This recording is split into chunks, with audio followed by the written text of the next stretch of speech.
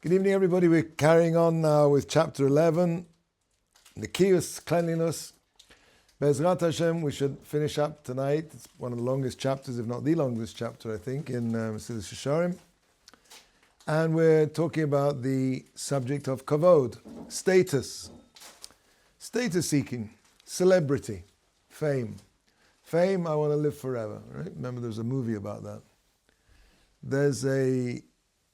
The thing about the seeking of kavod, of honor, is unlike any other taiva, any other desire. Kavod is something which is perceived as something spiritual. Other desires are centered around the physical, without going into details. But the desire, the lust for kavod, the desire for status, is something which is, if one can call it, spiritual. Spiritual, I don't mean spiritual in the sense of being uplifted. I mean, it's something which is non-physical. It's a pleasure which is non-physical. And therefore, even when the other desires of a person, as a person gets older, his desire for food becomes less intense.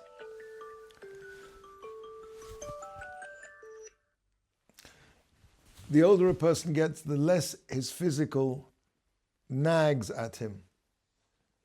But the desire for kavod, the desire for honor, never leaves a person. It never abates.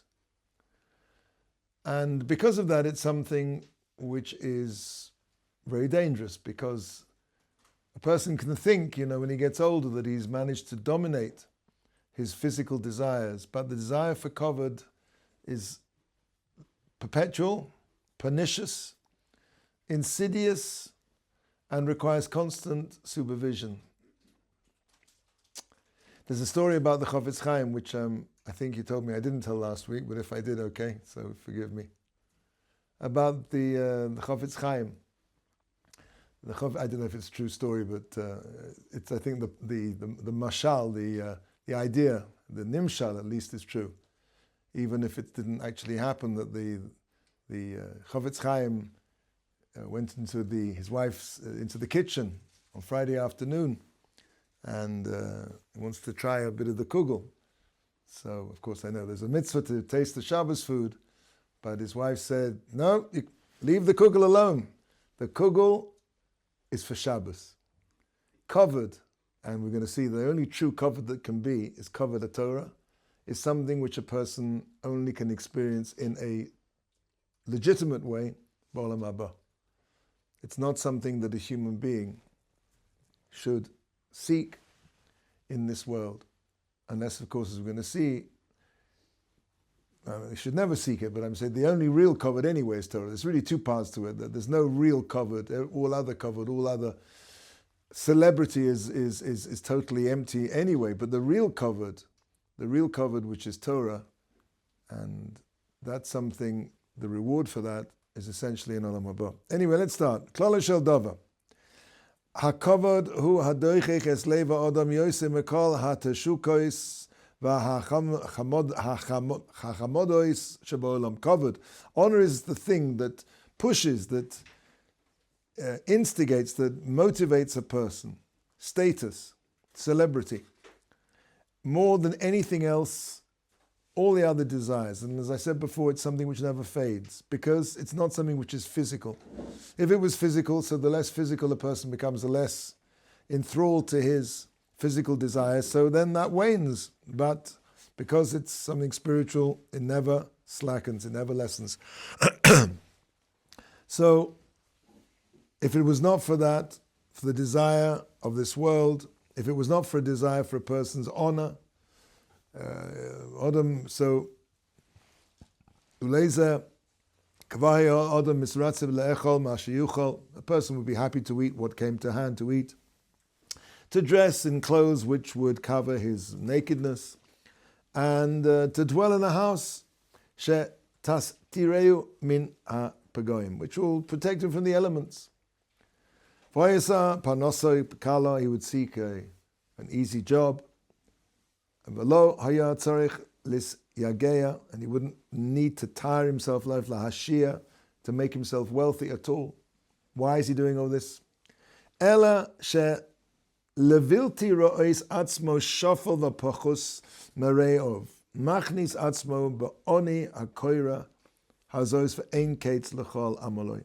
Were it not for his, it's the feeling that he cannot bear to see himself less than anybody else. So he's prepared to push himself into a very difficult lifestyle where he's constantly seeking to be richer, to be more famous, to be on top of everybody else. If it were not for this, a person would be happy enough just to have a parnasa, simple parnasa, provided he can eat reasonably and wear clothes that keep him warm and live in a house, a comfortable house, and have a car that doesn't break down. I mean, the definition, let's face it, of a good car is one that gets you to A to B safely and quietly, and doesn't take you time out of every month to drive it to the shop to get it fixed up. Really, a person's needs can be satisfied with much, much less than a person thinks that he needs. And the reason why he thinks he needs these things very often is because he can't bear to feel less than keeping up with the Joneses. The grass is greener. There's a nice story I once heard from my Rebbe about this guy, this fisherman, and he's sitting on the beach, and he's got this fishing line, and he's fishing, and he catches some fish, and he cooks the fish on a fire. And this rich guy sees him, and he comes down, and he sits next to him, and he said, "You know something?" He said, this fisherman, this simple fisherman says, "Yeah." He says, "What?" He said, "You know something? What you could do why don't you invest in getting a small boat? Then you could go out to sea and you could catch some more fish, much more fish than you're catching just with a line on the beach." And so he said, "Okay, and so what?" Well, he said, "Well, then once you've got a boat and you're starting to make money because you're catching more fish, you could buy an even bigger boat." And he said, "And then what?" He said, "Well, business will start to pick up because you'll have a bigger boat, you'll be having a bigger catch, you'll be able to sell more, you're making more profits, and then you can buy another boat." And he said, "And then what?" "And then you can buy a third boat." And he said, "Eventually what? You'll be able to have, like a fleet of fishing boats, you'll be extremely rich." And he said, "And then what?" "Well," he said, "then you can take it easy." He said, "Well, I'm already doing that now." A person tends to think that if he is successful, that he'll bring him something that he doesn't already have. It's an illusion. Arcane, that's why, if it were not for all of these things, the desire not to see oneself less than anybody else, a person would be content with those things which sufficed his needs. Arcane, Rabbeinu Zichron L'Rocha. So Chazal say in our voice, Kina v'hataiva hakavod motzin es ha'odam min ha'olam. Kina, jealousy. Taiva, lust, desire for physical pleasures, and kavod, and the desire for status, which, as we said, is a kind of desire, but it's a quote-unquote spiritual desire. They remove a person from the world. V'hisuru, and Chazal warn us about that also in Avos. Al tevakesh gedula va'al tach moid kavod. Do not seek greatness, and do not desire honor. And why is that? Because a person can literally take himself out of the world. He can remove himself from the true pleasures of this world because he's so eaten up. We've spoken in previous weeks about jealousy. As we spoke about before, kina really is a total misapprehension, a misunderstanding of the world as it is, that God puts each of us on our own individual monorail. What's for me is for me, and what's for you is for you. Kina is a lack of understanding of the world, a lack of trust in Hashem. Taiva is something which a person surrenders to the lower part of himself. It's a lack of his tzuras ha'odam. I'm talking about physical desires. I once heard actually, that if you think about it, the three cardinal sins are parallel to the three relationships that a person has. The three cardinal sins are shvichas damim, murder, gilui arayas, sexual immorality, and Avodah Zarah, idol worship. And they parallel the three relationships that a person has in this world. A person has three forms of relationship, three kinds. There's a relationship a person has with Hashem, which is ben Adam lamokom, which the antithesis of this is Avodah Zarah. Idol worship basically is the negation of his relationship with Hashem. The negation of the relationship with my fellow, ben Adam lachavero, clearly the worst part of when it sinks to its absolute nadir, that's murder. That's the ultimate negation of my relationship with my fellow man, is to kill somebody, God forbid. And the relationship, the opposite, the negation of the relationship which I have, my third relationship, which is with myself, is immorality. Arguably, sexual immorality in many circumstances doesn't hurt anybody else. There are relationships with the Torah says which are osa, which may not cause pain to anybody else or anybody. And theoretically, were it not for the fact that God says that it's osa, but it's not really a breakdown in my relationship with God. I can still believe in Hashem. I can still, the thing is that it's a breakdown of the relationship between me and myself. It's it's a diminution of the tzuras ha'adam. It's a dimming of the humanity of a person. When a person becomes involved in immorality, he becomes more of a beast and less of an angel. The tzuras ha'adam, as the Navi says, I've placed holchim, walkers amongst the omdim kan. Pasuk, I think, is in Yesharim, that Hashem placed walkers. We are the walkers. Man has the ability to become more angelic, higher, or he can go the other direction. He can become more of an animal. He's composed of both. Man is this unique shiluv, synthesis of the spiritual and the physical. And our job is to make ourselves more spiritual. Sexual immorality, as we said, may not in any way harm somebody else.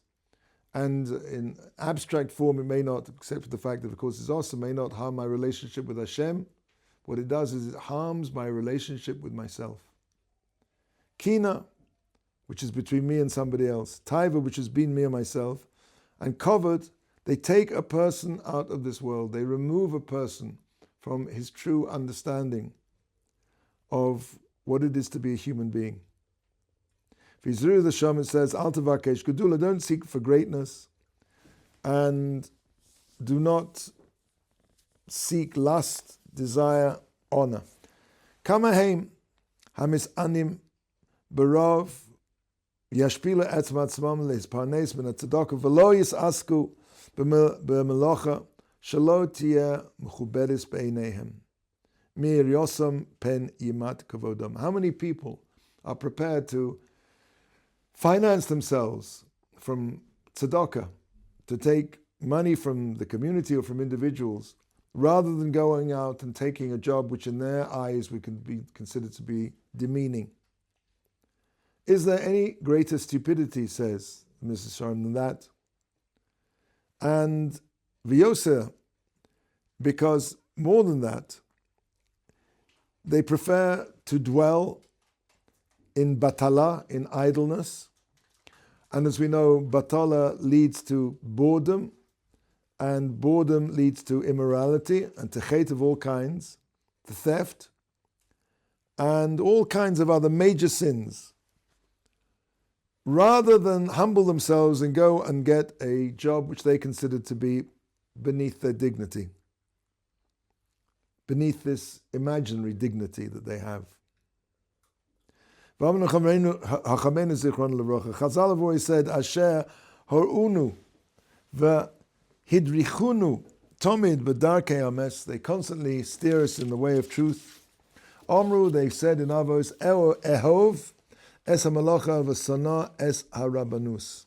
Love the work and hate. Now, in this context, Rabbanut really it means like status. Love the work and hate to be part of the status, to have status. Don't worry about your status. Don't worry about other people are thinking about you, because it'll take you to the position where you're prepared to finance yourself on tzedakah, and this leads to all these very bad things. It says in Pesachim Kuf Yud Gimel Amud Aleph, Pshot nevelosa b'shuka v'lo teima gavra rabba ana kahana ana. A person should flay carcasses in the shuk, in the marketplace, a lowly profession, rather than say, I am a great person. I'm sorry, not for me.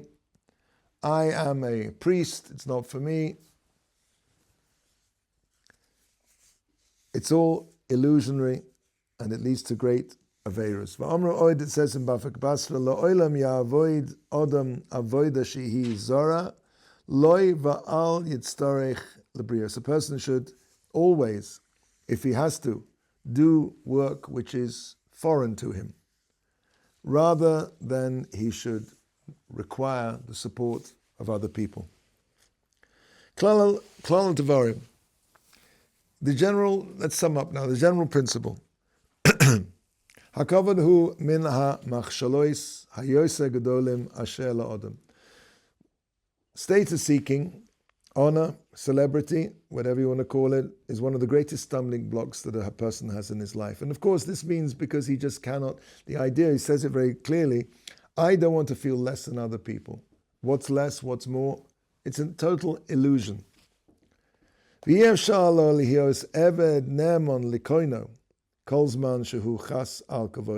very important part. A person is in this world to be an Eved Hashem, to serve Hashem. But all the time that he's worried about his own kavod, he cannot be machabed. He can't give Hashem the proper honor.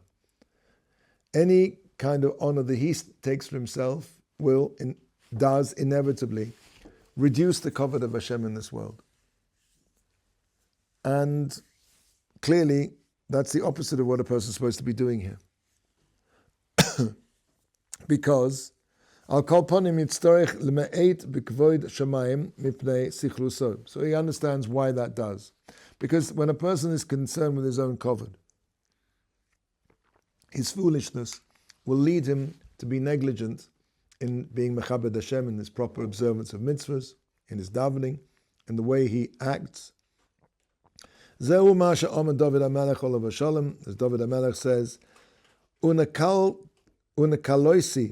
oid, and I became even less.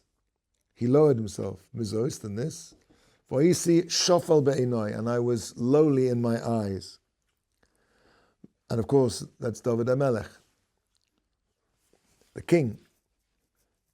A king who, of course, has a need to show an outward show of kavod HaMalchus, but inside he has to be that much more humble because of his role is a challenge. And now, as we said before, v'kavod ha'amiti ena ela yedias ha'toras emes. The only honor, the only true honor there really is the knowledge of the Torah of truth. Chazal say in Avos, ein kavod ela Torah. There is no kavod. There is no status. There is no real honor except for Torah. The more a person knows Torah, the more a person exemplifies the Torah. It's not just enough to be a chamor nosei sfarim. It's not just enough to be, as they say, a donkey carrying books. Knowledge in itself is not enough. A person has to know, and he has to know deeply, but he has to take that knowledge and inculcate it. He has to live the Torah. He has to be a walking Sefer Torah. A Talmid Chacham is somebody who has to make sure that his midas are on a par with his knowledge. Otherwise, Chilul Hashem Gadol Mizu. There's no greater Chilul Hashem when you see somebody who I remember Nota Schiller, Zeichet Livrach, passed away this week, and it's a great tragedy for all of us. And I remember so many of the things that he said, and just reminded me one thing right now when he said that, talking about this idea of when a person's a Fruma Yid, when he has a beard, when he has a couple, when he has tzitzis, when he has, the more religious he looks from the outside, the more religious he has to be on the inside. And the story goes, he used to tell from Nota Zatzal that there was this secular Jew sitting on a train next to a religious Jew, and the secular Jew shows the religious Jew the newspaper, and there's this picture of this religious Jew, and it says, "Arrested for embezzlement." And so the secular Jew says to the religious Jew, says, "Well, what do you say about that?" I remember Rav Nota used to say, he said, "Well, the problem was, under his beard he was unshaven." So, yeah, so a person has to be tocho kabaro. His outside has to be like his inside. And, I remember, I think I said this before, the first time when I was becoming religious in New York City. Did I say this before? I already said this one, okay. But I'm saying, it was just an incident, I put a couple on my head for the first time, walked out into the street, and I realized I'm now an ambassador for Klal Yisrael and for the Rebbeinu Shalom. I think everybody who's become religious has had this feeling. I guess it's more difficult if you grow up or with a couple on your head, so you don't feel that so much. But certainly I think every Baal Tshuva probably can relate to that idea that as soon as he sort of puts the uniform on, he's, right? Anyway. So the idea is, Ein kavod el Torah, shene'amar in Mishlei, kavod achomim yinchalu. Kavod. Honor the wise will inherit. V'zulosa, and apart from the Torah, Eino ela kavod medumeh v'choizev. It's nothing more than medumeh, imaginary and false kavod. All of these guys turning up at the Oscar ceremonies, it's all a load of nonsense. It's all empty. There's nothing about them at all which is worthy of honor. Hevel, emptiness, ve'ein boi moil, and it has no use whatsoever. Varui hanoki, again, remember we're coming to the end of the chapter on the kiyus. And the person who wants to be clean, so it's kedai, it's worthwhile that he should cleanse himself and purify himself with a complete purity from this mistaken idea of status and honor.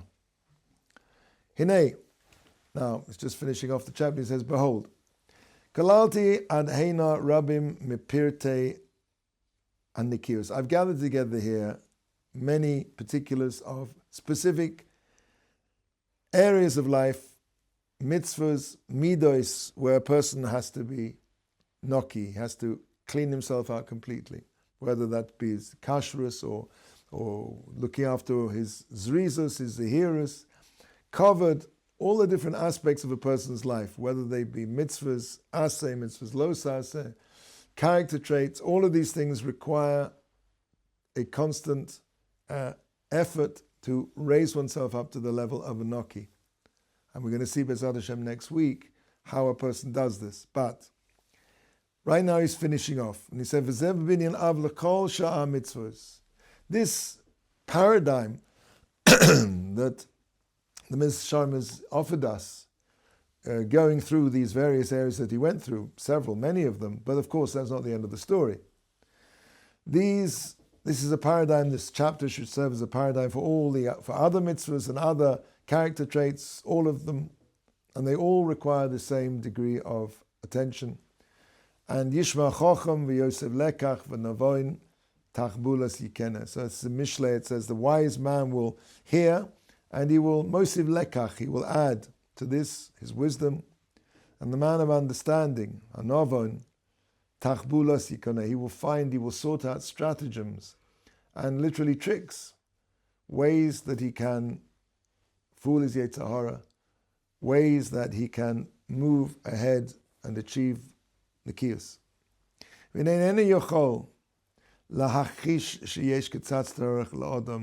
a very interesting point he's bringing up now.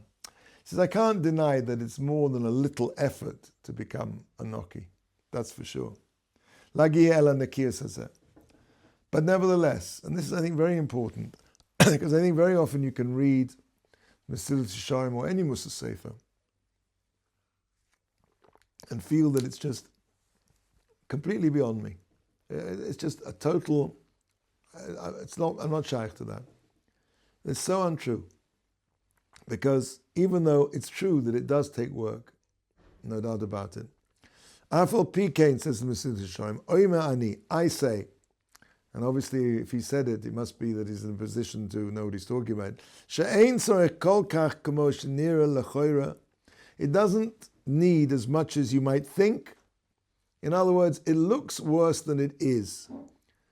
It's like a mountain. You look at a mountain from afar and it seems to be enormous. But if you start walking up the mountain, every ascent of every mountain consists of steps. The steps of a man, 18 inches, whatever it is. One after another, after another. There's no mountain in the world. I mean, I'm not talking about where you're climbing Everest or something where there are ice fields and crevasses and you need... but I'm talking about any mountain that's linear, that just keeps going up and up and up in a way that a person could walk up there with serious oxygen or whatever it is. But theoretically, to preserve the moshel, there's no difference from the first step to the second step, to the third step, to the last step. The difference is if you keep going. He says that if rather than think about it, if you do it, commotion, it's not as difficult as it looks like. L'chayra v'ha machshava b'davar hazeh kosha min hamase. Thinking about it is actually more difficult than the doing. Ki hasher yosim ha'adam b'liboy. Because once a person makes up his mind, v'yikba b'ritzono, and he fixes in his will, b'kvius, in a constant fashion, liyois mibale hamida hatovazos, to be one of the people who have this midah of nekiyus, when he's decided that's what I want to be. Hine b'ma'at hergel, with a little bit of habituation, good habituation obviously, shiyargil atzmo b'zeh, that he habituates, he accustoms himself to this particular mode of behavior. Tashuv lo kala, he will find, he will easily acquire it. Amazing. You'd have thought he's going to say, wow, this is really this is so tough. He say no. It's going to be much easier in practice than in thought, provided you fix your mind on wanting to be like this. It's much easier in the doing than the thinking. Toshuv lo kala harbe yosem mima shahaya yochel achshav, is going to be much easier to become a Noki than he would have thought. Zeh davar, this is something nisayon yochiach amito, which experience proves its truth. And clearly, obviously, if he's telling this, it must be that he himself achieved the kiyos and much more than that. He died before the age of 40. This is Yesharim. Okay, we're going to pause here. Next week, Bezrat Hashem, we're going to finish off this first section of the book. He's going to talk about how we acquire this midah of nekiyos. As I said, he's talking about what its aspects are, how important it is, but we haven't actually spoken about how a person does this. That's for next week, Bezrat Hashem. And then after Pesach, I think, we'll see how we go. We're going to move up to the level of precious. Now, up till now, we've been talking about what's called tzidkus. Up to now, the Mesilas Yesharim has been dealing with things which every Jew is expected to be able to do. Everything that's written in the Shulchan Aruch. Once we get to the level of precious, that's already the level of chassidus. That's going beyond the letter of the law.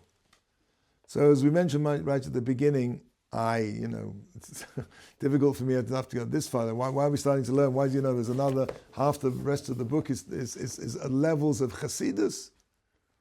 The answer is that, and we said this before and it's worth repeating, The mere fact that a person understands there are these madregas, even if he'll never reach them, will make him a different person. The mere knowledge of the madregas which are above tzidkus, the levels of precious, etc., all the way up to the end of the book. The mere knowledge, the mere understanding of these levels makes a person a higher person. And the second reason we're going to learn it is because even though it's true that a person, most of us, will never reach these levels, but that doesn't mean for at some one point in his life, he may actually be able to rise above his level and touch that midah, which, as I say, will be above where he's, as they say, holding. But he'll be able to reach up and touch something that's a little bit above himself, and that will change his entire life. And so for that reason as well, it's worth learning these madregas, the madregas of Chassidus, which are beyond the letter of the law, beyond tzidkus, beyond what it says that one must do in the Shulchan Aruch. And B'ezrat Hashem, we'll finish off next week. B'ezrat Hashem.